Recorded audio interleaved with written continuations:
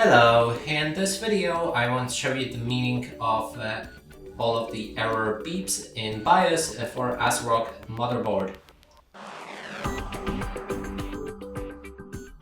So if you hear one short beep, that means that there's a memory refresh time error. If you hear two short beeps, that's the parity error.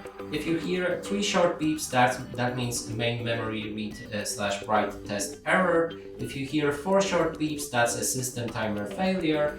If you hear five short beeps, that's a process error.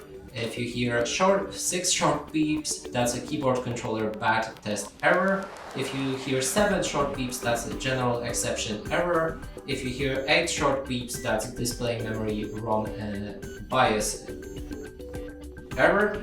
If you hear 9 short beeps, that's the checksum error CMOS. If you hear 10 short beeps, that's a shutdown read-write error. If you hear 11 beeps, that's cache memory bad error. And that's it for this video. Hope you like it. Please consider subscribing to our channel, leave a like and a comment below.